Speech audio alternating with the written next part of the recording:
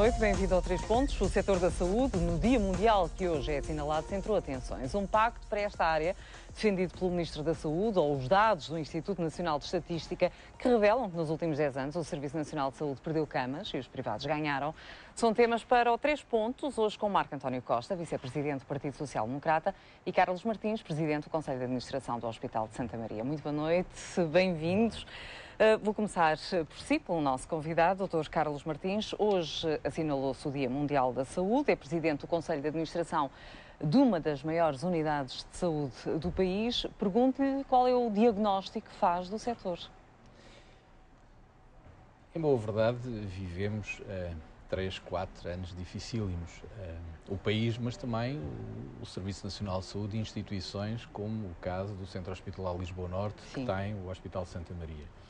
Mas eu diria que o balanço neste Dia Mundial da Saúde é um balanço positivo. Não só em termos daquilo que conseguimos fazer nos últimos 4 anos ao serviço dos portugueses, designadamente pela resposta que conseguimos dar em qualidade e em excelência norte a sul do país e nas regiões autónomas, mas também pelo desenvolvimento que tivemos na área do ensino, na área da formação, na área da investigação. Embora tenha havido alguns cortes por causa dos constrangimentos financeiros.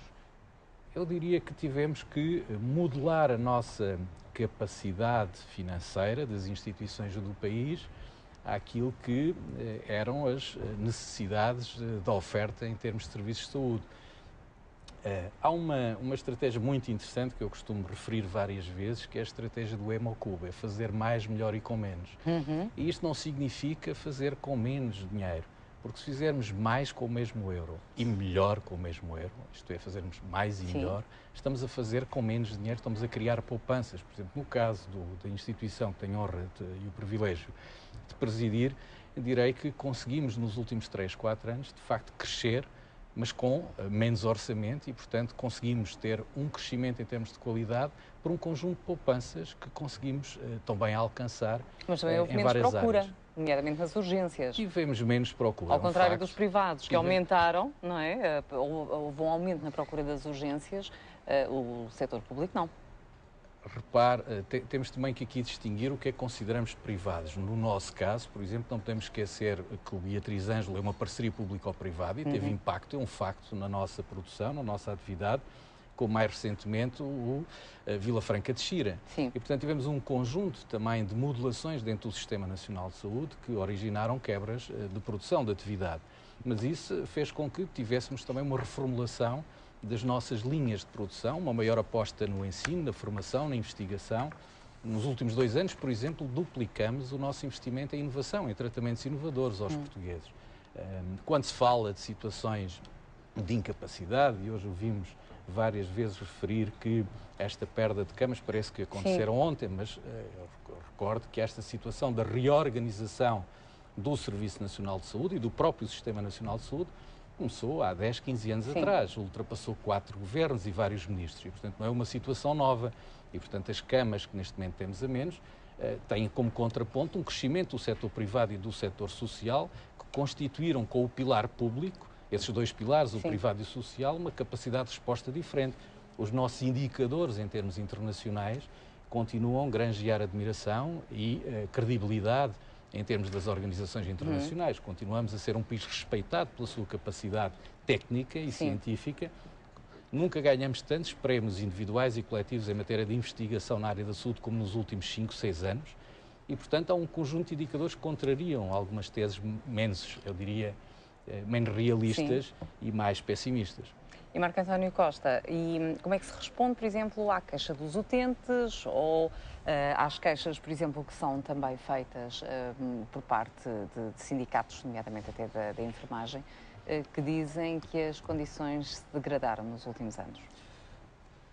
Nós não podemos confundir casos concretos com a situação geral e, portanto, eu gostava de começar por dizer que, por exemplo, quando ouvimos falar que houve mais urgências nos últimos 10 anos no setor privado, nós temos que distinguir que urgências estamos a falar. Quando verdadeiramente falamos de urgências e situações agudas graves, ninguém quer ir para os privados, nem ninguém procura os privados. Procura exatamente os grandes hospitais e hospitais do Serviço Nacional de Saúde. Nós o que temos hoje nos serviços de atendimento permanentes dos hospitais privados são urgências que eu diria, em linguagem jurídica, são pequenas bagatelas jurídicas, não são assuntos de grande gravidade, de enorme gravidade, são situações de pequena gravidade. E, portanto, nós temos que separar as coisas e temos que saber de que é que estamos a falar. Por exemplo, de 2012 para 2014, os hospitais em Portugal fizeram mais de 263 mil urgências. Prova que o sistema está preparado para responder, e para responder em níveis de complexidade, de emergência e de gravidade sistémica cada vez mais evoluída. E, portanto, apesar de alguns episódios. Mas os episódios existirão sempre. Quando nós temos milhões de atos, nós estamos a falar em consultas médicas, no Serviço Nacional de Saúde, 40 milhões de consultas médicas no ano 2014. Estamos a falar de mais 322 mil consultas médicas do que em 2012. Portanto, está a crescer a resposta do Serviço Nacional de Saúde. Agora, quando se fala que o sistema privado cresceu, o INE não distinguiu aquilo que era o setor social, das misericórdias, das IPSS, do setor privado puro, daquilo que é o negócio privado e lucrativo. E deveria ter separado, que era importante para nós. Então?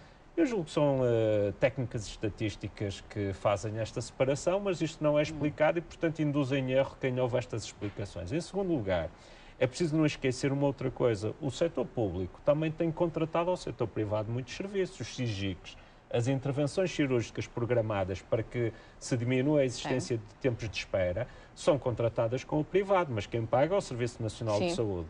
E isso quer dizer que é o Serviço Nacional de Saúde que está a responder. O privado está a produzir para o Serviço Nacional de Saúde. É o Sistema Nacional de Saúde. Portanto, acaba por ser até lucrativo para os privados, porque tem na retaguarda o Serviço Nacional de Saúde? Não, os privados cresceram porque, como a Cristina sabe, hoje muitas empresas incluem na sua remuneração, por exemplo, a oferta de um seguro de saúde. Os seguros de saúde cresceram exponencialmente na última década.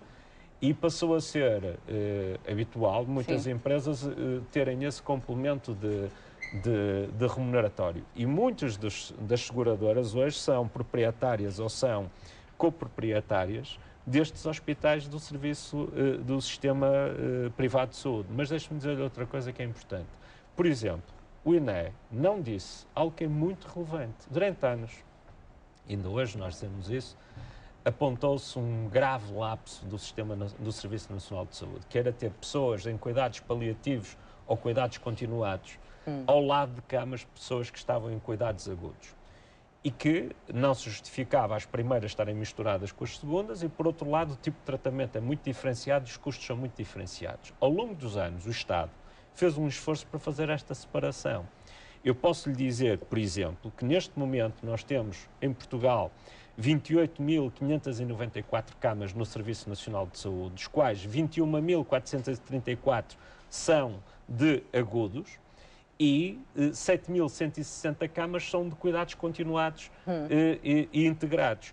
Ora, em 2011 nós tínhamos 27 mil camas, isto é, menos 1.000 camas que é o que temos agora, mas fundamentalmente as camas que cresceram do lado dos cuidados continuados, para dar um tratamento mais adequado, mais humanizado e tecnicamente mais apropriado a essas pessoas. Isto para dizer o seguinte: durante muitos anos nós criticámos a falta deste planeamento. Ele está a acontecer, não é com este governo só, já vem de trás.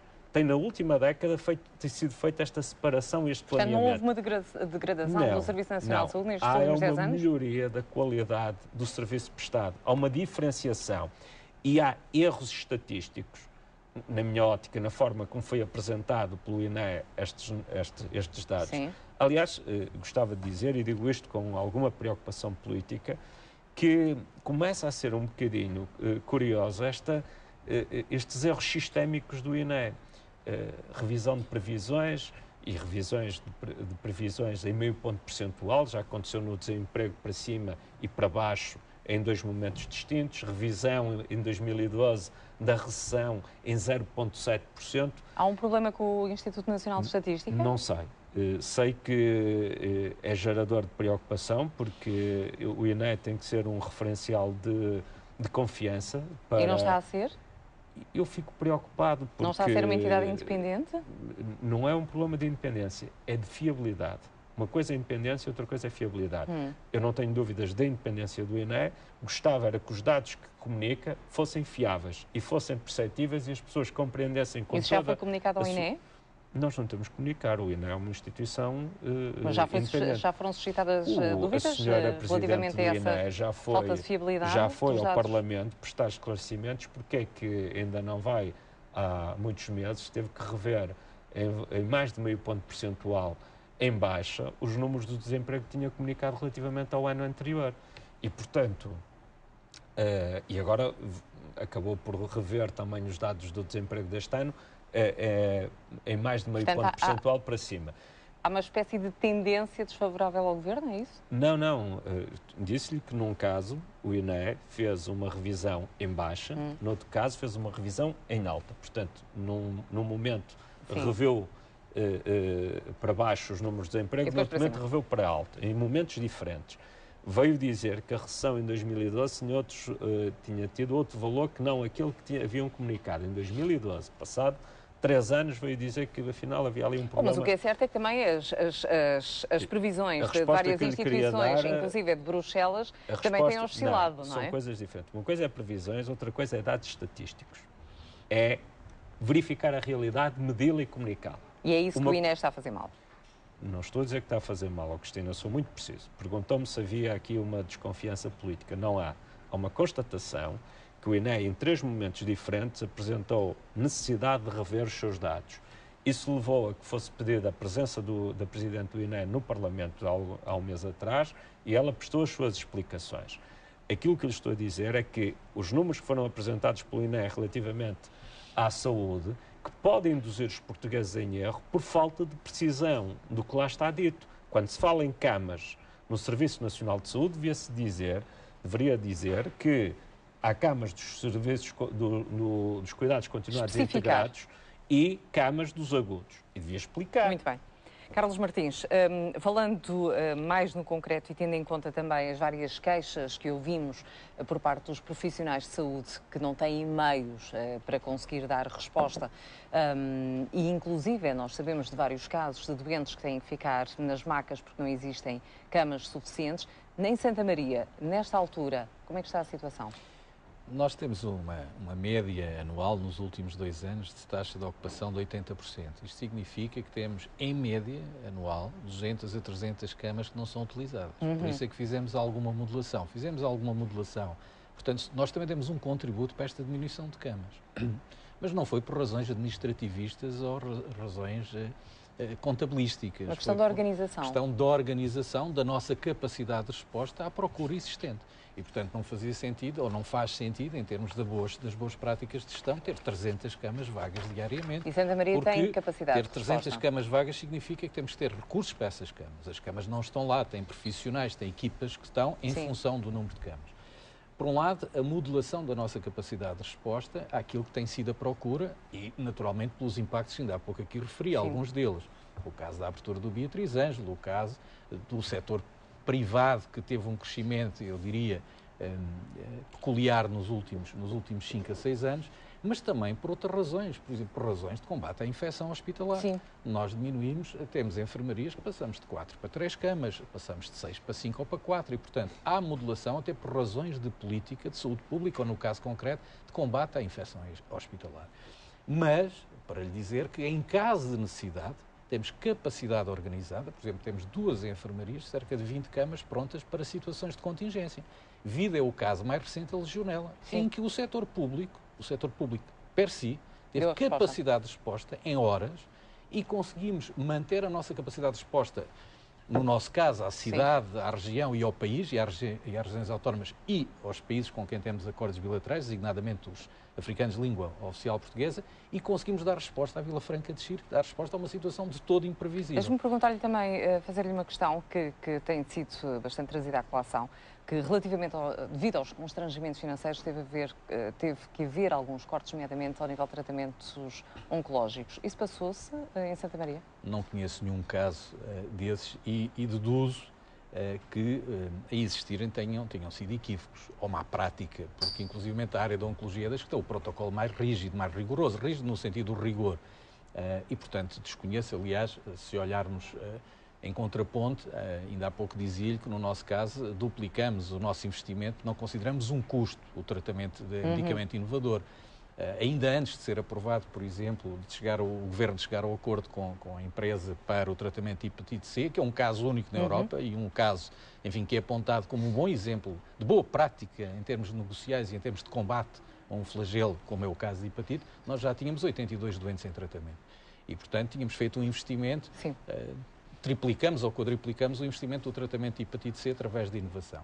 E, portanto, nos casos, eu diria, mais complexos, mais diferenciados, o Serviço Nacional de Saúde continua a ser o esteio e, digamos, a garantia dos portugueses de que encontram respostas. E é viável o Serviço Nacional de Saúde. Marco António Costa, mas pergunto-lhe, então, porquê a necessidade de um pacto para a saúde, um pacto político, como defende o Ministro da Saúde, se as coisas até estão a funcionar relativamente bem? Porque a saúde é um tema suficientemente relevante para o bem-estar dos portugueses que deve, no máximo, ser evitado que seja um campo de batalha político-partidário. Deve ser um ponto de convergência de pensamento político no sentido de se assegurar as melhores soluções para se garantir a maior qualidade aos portugueses na assistência. Porquê que não foi possível nesta legislatura um consenso? Porque é sempre muito difícil, como é sabido, o Partido Socialista na primeira fase da legislatura, pelo líder António José Seguro, dizia que só estava disponível para fazer acordos após as eleições. Este líder, entretanto, entrou, disse que como já estávamos a poucos meses de eleições, também não tinha disponibilidade para fazer acordos também só após as eleições. E, portanto, o Partido Socialista revelou uma indisponibilidade total. Mas deixe-me dizer-lhe uma coisa que me parece importante relativamente a esta matéria da saúde. É que é preciso recordar que todo este trabalho dos últimos anos não partiu do zero. Teve uma base. E é preciso recordar, está aqui um presidente de um conselho de administração num grande hospital, quando este governo assumiu funções, a dívida de mais de 3.500 milhões de euros ao setor farmacêutico fazia com que muitos fornecedores de medicamentos ao Serviço Nacional de Saúde ameaçasse cortar o fornecimento de alguns desses medicamentos, nomeadamente alguns medicamentos e alguns instrumentos fundamentais para cirurgias e para apoiar doentes. E este governo fez um esforço tremendo para pagar. Hoje a dívida é inferior a 700 milhões de euros, passou-se 3.500 milhões para uma dívida inferior a 700 milhões de euros. E, portanto, houve aqui uma grande preocupação deste governo em investir neste setor. Quando se fala de cortes, esquece que se pagaram dívidas importantes a este nível. Mas continuam a existir dívidas. Estou-lhe a dizer de 700 milhões. E com a lei dos compromissos, a situação poderá ficar complicada para os funcionários. Passamos de 3.500 milhões para 700 milhões. E deixe-me dizer-lhe outra coisa que me parece importante. Hoje temos mais médicos no Serviço Nacional de Saúde que tínhamos há 4 anos. Temos mais de 1.200 médicos que tínhamos há 4 anos. O Paulo Macedo dizia em outubro que iriam ser contratados a partir de janeiro cerca de 1.700 profissionais. Isso, estamos a falar de profissionais, estamos entre médicos e enfermeiros. Eu estou a dizer que neste momento, comparativamente com o que tínhamos em 2011, temos mais 1.200 médicos. Mas isto para lhe dar nota, que ainda agora foram tomadas medidas importantes, aliás, a Ordem dos Médicos também referiu a assertividade dessas medidas, por exemplo, de melhorar as condições remuneratórias de médicos que aceitem deslocar-se para o interior do país, porque era muito relevante que haja uma forma de captar esses profissionais. Como sabe, mesmo com as câmaras municipais oferecer alojamento, oferecer resposta na área da educação para os filhos. Os filhos, essas câmaras municipais a oferecer isso não conseguem que o Serviço Nacional de Saúde consiga captar esses profissionais. Nós percebemos isso, quer dizer, tem que haver uma motivação. E o Governo aceitou fazer isso, fazer uma diferenciação remuneratória que fazemos. E os centros de saúde, como é que funcionam no meio disto tudo? Melhor. É que ainda há pessoas a terem que ir de madrugada para conseguirem ter médico. É verdade, Cristina. Mas deixe-me dizer-lhe que, relativamente a essa situação, foram abertos mais 30 centros de saúde durante este governo e 82 novas unidades de cuidados na comunidade. E dizer-lhe também uma coisa que me parece importante relativamente a isto, que é aumentou a resposta do Serviço Nacional de Saúde no seu todo, comparativamente com o ponto de partida em 2011 e 2011 e 2012. E, portanto, aquilo que nós temos hoje é um Serviço Nacional de Saúde mais bem dotado financeiramente, com maior capacidade de resposta, mais robusto sob o ponto de vista organizativo. Há pouco o Dr. Carlos Martins dizia que teve necessidade de fazer uma reorganização de serviços.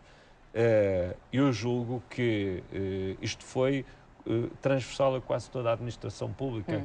As crises também têm esta circunstância que é de nos fazerem pensar de uma forma diferente os problemas e de sermos capazes de uma abordagem mais pragmática relativamente aos problemas. E, portanto, aquilo que eu gostava de lhe transmitir é, sem prejuízo de haver sempre divergências políticas e opinativas relativamente à visão que cada um dos partidos tem para o setor da saúde, acho que todos têm o mesmo interesse, que é que o setor, que o Serviço Nacional de Saúde seja cada vez melhor e mais sustentável.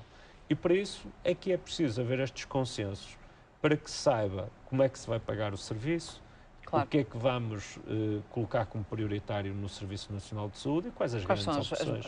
Os pilares fundamentais. Só para terminarmos esta questão da saúde, pergunto-lhe até que ponto é que o aumento das taxas moderadoras, que foi substancial, afastou ou não as pessoas das urgências? Essa é, no meu ponto de vista, uma falsa questão. Desde logo, e em primeira linha, porque a maior parte, mais de metade dos portugueses estão isentos de taxas moderadoras. E em segundo lugar, porque não conheço nenhuma situação de recusa de tratamento por ausência de capacidade de pagamento da taxa moderadora. Aliás, na minha instituição nós chegamos, não é isso que acontece, chegamos a ter 12 milhões de créditos de taxas moderadoras e cidadãos que estavam há 2, 3 anos não deixam de fazer e que não pagavam porque não tinham. E, portanto, nós, ao contrário de outras instituições, não perguntamos primeiro se tem capacidade, se tem seguro de saúde ou se vai pagar com cartão de crédito. Tratamos primeiro e resolvemos esse assunto depois. As outras são privadas, que subentenda. E, portanto, naturalmente... Calculou que era isso que o doutor queria dizer. Exatamente. Por isso é que é Serviço Nacional de Saúde, ao fim e ao cabo. Claro, não é? mas é preciso... É um direito universal. Digamos que essa é uma falsa questão.